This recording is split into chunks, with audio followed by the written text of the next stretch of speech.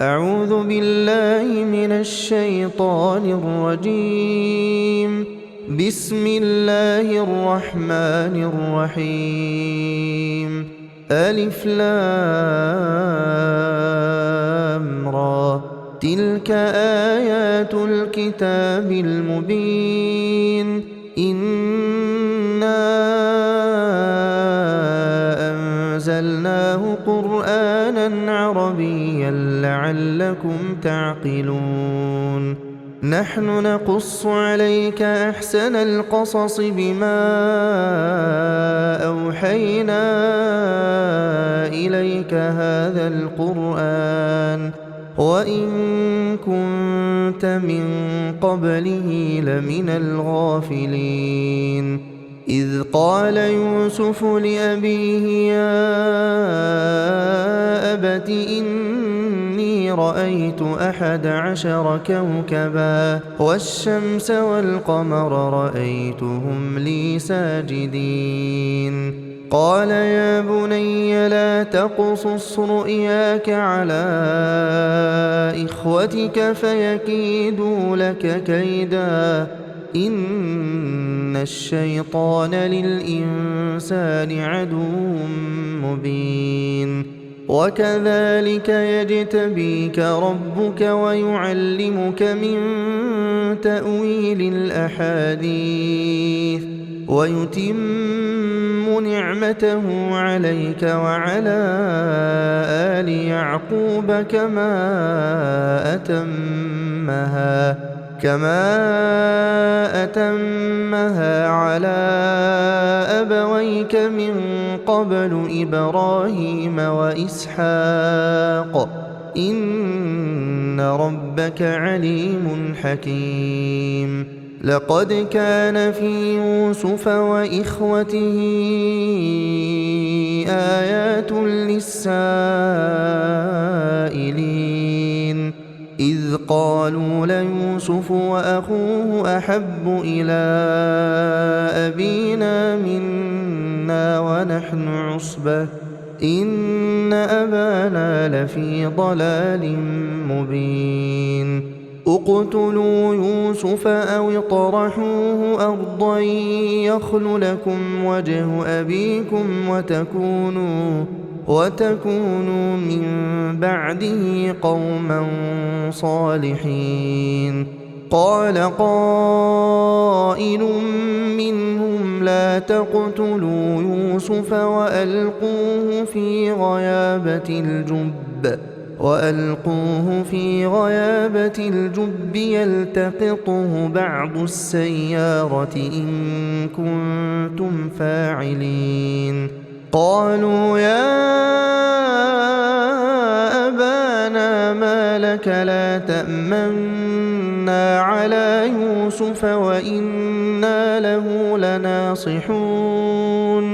أرسله معنا غدا يرتع ويلعب وإنا له لحافظون. قال إني ليحزنني أن تذهبوا به وأخاف أن يأكله الذئب وأنتم عنه غافلون.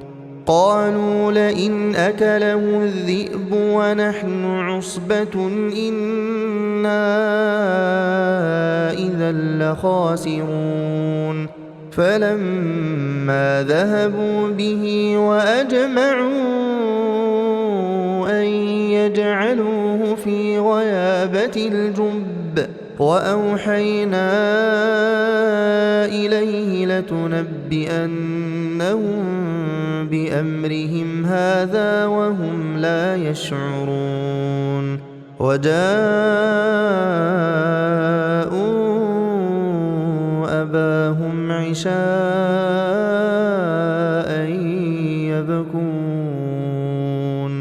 قالوا يا أبانا إنا ذهبنا نستبق وتركنا يوسف عند متاعنا فأكله الذئب وما أنت بمؤمن لنا ولو كنا صادقين وجاءوا على قميصه بدم كذب قال بل سولت لكم أنفسكم أمرا فصبر جميل والله المستعان على ما تصفون وجاءت سيارة فأرسلوا واردهم فأدلى دلوه قال يا بشرى هذا غلام وأسروه بضاعة والله عليم بما يعملون وشروه بثمن بخس دراهم معدودة وكانوا فيه من الزاهدين وقال الذي اشتراه من مصر لامرأته أكرمي مثواه عسى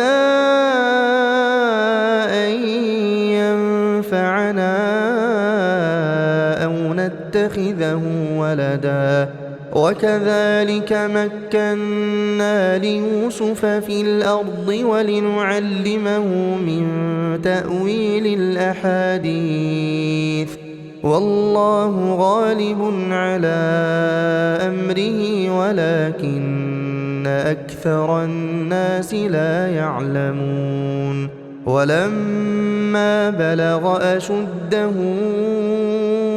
آتيناه حكما وعلما وكذلك نجزي المحسنين وراودته التي هو في بيتها عن نفسه وغلقت الأبواب وقالت هيت لك قال معاذ الله إنه ربي أحسن مثواي إنه لا يفلح الظالمون ولقد همت به وهم بها لولا أن رأى برهان ربه كذلك لنصرف عنه السوء والفحشاء إنه من عبادنا المخلصين واستبق الباب وقدت قميصه من دبر وألف يا سيدها لدى الباب قالت ما جزاء من أراد بأهلك سوءا إلا أن يسجن أو عذاب أليم قال هي راودتني عن نفسي وشهد شاهد من أهلها إن كان قميصه قد من قبل فصدقت وهو من الكاذبين وإن كان قميصه قد من دبر فكذبت وهو من الصادقين فلما رأى قميصه قد من دبر قال إنه من كيدكن إن كيدكن عظيم يوسف أعرض عن هذا واستغفري لذنبك إنك كنت من الخاطئين وقال نسوة في المدينة امرأة العزيز تراود فتاها عن نفسه قد شغفها حبا إنا لنراها في ضلال مبين فلما سمعت بمكرهن أرسلت إليهن وأعتدت لهن متكئا وآتت كل واحدة منهن سكينا وقالت اخرج عليهن فلما رأينه أكبرنه وقطعن أيديهن وقلن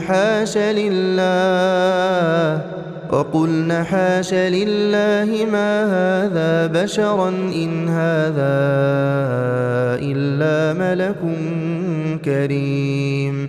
قالت فذلكن الذي لمتنني فيه ولقد راودته عن نفسه فاستعصم ولئن لم يفعل ما آمره ليسجنن وليكون من الصاغرين. قال رب السجن أحب إلي مما يدعونني إليه وإلا تصرف عني كيدهن أصب إليهن وأكن من الجاهلين. فاستجاب له ربه فصرف عنه كيدهن إنه هو السميع العليم. ثم بدا لهم من بعد ما رأوا الآيات ليسجننه حتى حين. ودخل معه السجن فتيان قال أحدهما إني أراني أعصر خمرا وقال الآخر إني أراني أحمل فوق رأسي خبزا تأكل الطير منه نبئنا بتأويله إنا نراك من المحسنين. قال لا يأتيكما طعام ترزقانه إلا نبأتكما بتأويله قبل أن يأتيكما ذلكما مما علمني ربي إني تركت ملة قوم لا يؤمنون بالله وهم بالآخرة هم كافرون واتبعت ملة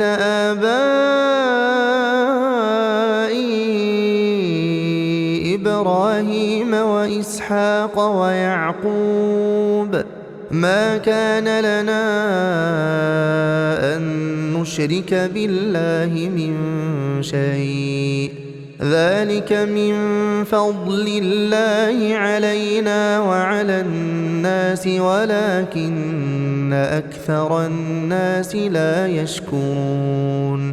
يا صاحبي السجن أأرباب متفرقون خير أم الله الواحد القهار ما تعبدون من دونه إلا أسماء سميتموها أنتم وآباؤكم ما أنزل الله بها من سلطان إن الحكم إلا لله أمر ألا تعبدوا إلا إياه ذلك الدين القيم ولكن أكثر الناس لا يعلمون. يا صاحبي السجن أما أحدكما فيسقي ربه خمرا وأما الآخر فيصلب فتأكل الطير من رأسه قضي الأمر الذي فيه تستفتيان. وقال للذي ظن أنه ناج منهما اذكرني عند ربك فأنساه الشيطان ذكر ربه فلبث في السجن 10 سنين. وقال الملك إني أرى 7 بقرات سمان يأكلهن 7 عجاف وسبع سنبلات خضر وأخر يابسات. يا أيها الملأ أفتوني في رؤياي إن كنتم للرؤيا تعبرون. قالوا أضغاث أحلام وما نحن بتأويل الأحلام بعالمين. وقال الذي نجا منهما وادكر بعد أمة أنا أنبئكم بتأويله فأرسلون. يوسف أيها الصديق أفتنا في 7 بقرات سمان يأكلهن 7 عجاف و7 سنبلات خضر وأخر يابسات لعلي أرجع إلى الناس لعلهم يعلمون. قال تزرعون 7 سنين دأبا فما حصدتم فذروه في سنبله إلا قليلا مما تأكلون. ثم يأتي من بعد ذلك 7 شداد يأكلن ما قدمتم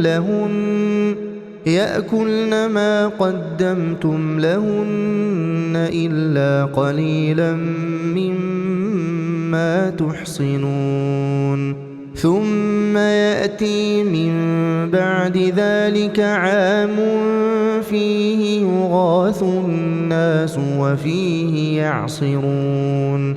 وقال الملك ائتوني به فلما جاءه الرسول قال ارجع إلى ربك فاسأله ما بال النسوة اللاتي قطعن أيديهن إن ربي بكيدهن عليم. قال ما خطبكن إذ راوتن يوسف عن نفسه قلن حاش لله ما علمنا عليه من سوء. قالت امرأة العزيز الآن حصحص الحق أنا راودته عن نفسه وإنه لمن الصادقين. ذلك ليعلم أني لم أخنه بالغيب وأن الله لا يهدي كيد الخائنين. وما أبرئ نفسي إن النفس لأمارة بالسوء إلا ما رحم ربي إن ربي غفور رحيم. وقال الملك ائتوني به أستخلصه لنفسي فلما كلمه قال إنك اليوم لدينا مكين أمين. قال اجعلني على خزائن الأرض إني حفيظ عليم. وكذلك مكنا ليوسف في الأرض يتبوأ منها حيث يشاء نصيب برحمتنا من نشاء ولا نضيع أجر المحسنين. ولأجر الآخرة خير للذين آمنوا وكانوا يتقون. وجاء إخوة يوسف فدخلوا عليه فعرفهم وهم له منكرون. ولما جهزهم بجهازهم قال ائتوني بأخ لكم من أبيكم ألا ترون أني أوفي الكيل وأنا خير المنزلين فإن لم تأتوني به فلا كيل لكم عندي ولا تقربون. قالوا سنراود عنه أباه وإنا لفاعلون. وقال لفتيانه جعلوا بضاعتهم في رحالهم لعلهم يعرفونها إذا انقلبوا إلى أهلهم لعلهم يرجعون. فلما رجعوا إلى أبيهم قالوا يا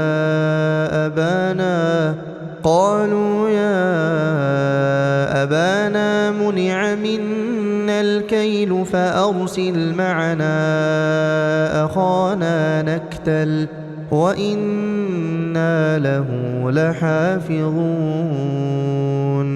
قال هل آمنكم عليه إلا كما أمنتكم على أخيه من قبل فالله خير حافظا وهو أرحم الراحمين. ولما فتحوا متاعهم وجدوا بضاعتهم ردت إليهم قالوا يا أبانا ما نبغي هذه بضاعتنا ردت إلينا ونمير أهلنا ونحفظ أخانا ونزداد كيل بعير ذلك كيل يسير. قال لن أرسله معكم حتى تؤتون موثقا من الله لتأتونني به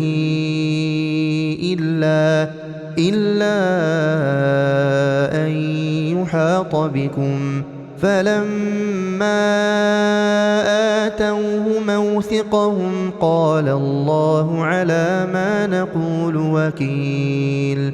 وقال يا بني لا تدخلوا من باب واحد وادخلوا من أبواب متفرقة وما أغني عنكم من الله من شيء إن الحكم إلا لله عليه توكلت وعليه فليتوكل المتوكلون. ولما دخلوا من حيث أمرهم أبوهم ما كان يغني عنهم من الله من شيء إلا حاجة في نفس يعقوب قضاها وإنه لذو علم لما علمناه ولكن أكثر الناس لا يعلمون.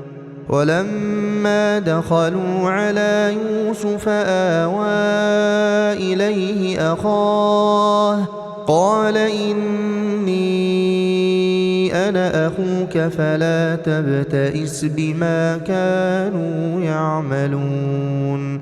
فلما جهزهم بجهازهم جعل السقاية في رحل أخيه ثم أذن مؤذن أيتها العير إنكم لسارقون. قالوا وأقبلوا عليهم ماذا تفقدون قالوا نفقد صواع الملك ولمن جاء به حمل بعير وأنا به زعيم. قالوا تالله لقد علمتم ما جئنا لنفسد في الأرض وما كنا سارقين. قالوا فما جزاؤه إن كنتم كاذبين. قالوا جزاؤه من وجد في رحله فهو جزاؤه كذلك نجزي الظالمين. فبدأ بأوعيتهم قبل وعاء أخيه ثم استخرجها من وعاء أخيه كذلك كدنا ليوسف ما كان ليأخذ أخاه في دين الملك إلا أن يشاء الله نرفع درجات من نشاء وفوق كل ذي علم عليم. قالوا إن يسرق فقد سرق أخ له من قبل فأسرها يوسف في نفسه ولم يبدها لهم. قال أنتم شر مكانا والله أعلم بما تصفون. قالوا يا أيها العزيز إن له أبا شيخا كبيرا فخذ أحدنا مكانه إنا نراك من المحسنين. قال معاذ الله أن نأخذ إلا من وجدنا متاعنا عنده إنا إذا لظالمون. فلما استيئسوا منه خلصوا نجيا. قال كبيرهم ألم تعلموا أن أباكم قد أخذ عليكم موثقا من الله ومن قبل ما فرطتم في يوسف فلن أبرح الأرض حتى يأذن لي أبي أو يحكم الله لي وهو خير الحاكمين. ارجعوا إلى أبيكم فقولوا يا أبانا إن ابنك سرق وما شهدنا إلا بما علمنا وما كنا للغيب حافظين. واسأل القرية التي كنا فيها والعير التي أقبلنا فيها وإنا لصادقون. قال بل سولت لكم أنفسكم أمرا فصبر جميل عسى الله أن يأتيني بهم جميعا إنه هو العليم الحكيم. وتولى عنهم وقال يا أسفا على يوسف وابيضت عيناه من الحزن فهو كظيم. قالوا تالله تفتأ تذكر يوسف حتى تكون حرضا أو تكون من الهالكين. قال إنما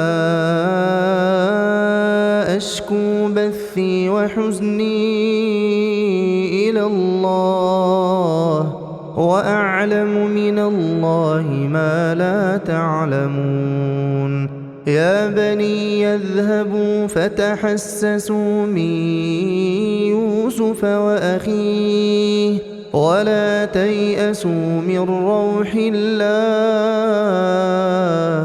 إنه لا ييأس من روح الله إلا القوم الكافرون فلما دخلوا عليه قالوا يا أيها العزيز مسنا وأهلنا الضر وجئنا ببضاعة مزجاة فأوف لنا الكيل وتصدق علينا إن الله يجزي المتصدقين قال هل علمتم ما فعلتم بيوسف وأخيه إذ أنتم جاهلون قالوا أئنك لأنت يوسف قال أنا يوسف وهذا أخي قد من الله علينا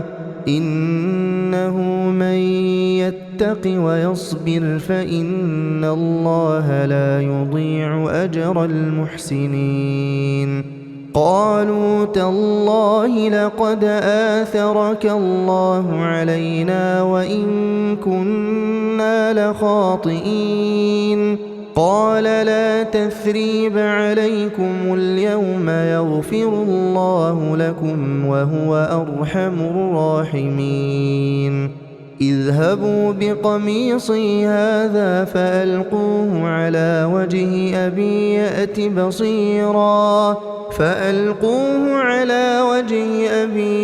بصيرا وأتوني بأهلكم أجمعين ولما فصلت العير قال أبوهم إني لأجد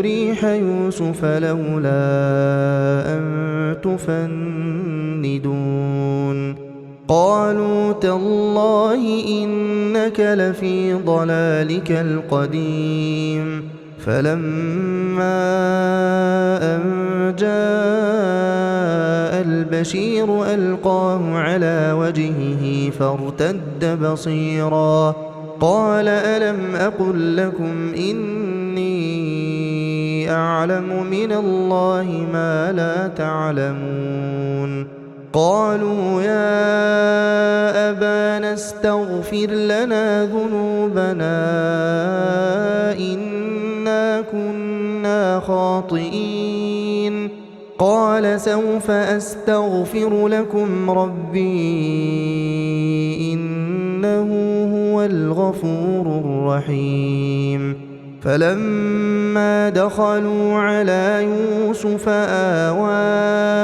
إليه أبويه وقال ادخلوا مصر إن شاء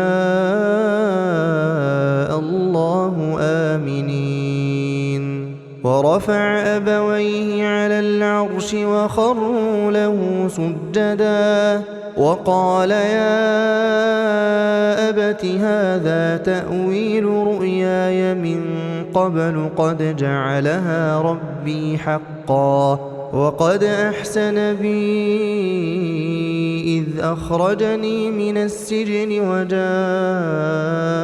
بكم من البدو من بعد أن نزغ الشيطان بيني وبين إخوتي إن ربي لطيف لما يشاء إنه هو العليم الحكيم رب قد آتيتني من الملك وعلمتني من تأويل الأحاديث فاطر السماوات والأرض أنت ولي في الدنيا والآخرة توفني مسلما وألحقني بالصالحين ذلك من أنباء الغيب نوحيه إليك وما كنت لديهم إذ أجمعوا أمرهم وهم يمكرون وما أكثر الناس ولو حرصت بمؤمنين وما تسألهم عليه من أجر إن هو إلا ذكر للعالمين وكأين من آية في السماوات والأرض يمرون عليها وهم عنها معرضون وما يؤمن أكثرهم بالله إلا وهم مشركون أفأمنوا أن تأتيهم غاشية من عذاب الله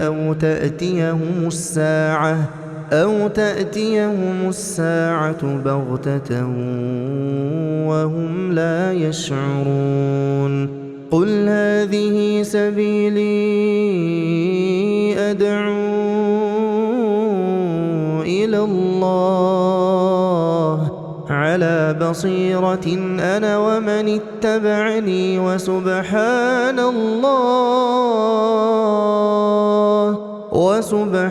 الله وما أنا من المشركين وما أرسلنا من قبلك إلا رجالا نوحي إليهم من أهل القرى أفلم يسيروا في الأرض فينظروا كيف كان عاقبة الذين من قبلهم ولدار الآخرة خير للذين اتقوا أفلا تعقلون حتى إذا استيأس الرسل وظنوا أنهم قد كذبوا جاءهم نصرنا فنجي من نشاء ولا يرد بأسنا عن القوم المجرمين لقد كان في قصصهم عبرة لأولي الألباب ما كان حديثا يفترى ولكن تصديق الذي بين يديه وتفصيل كل شيء وهدى ورحمة لقوم يؤمنون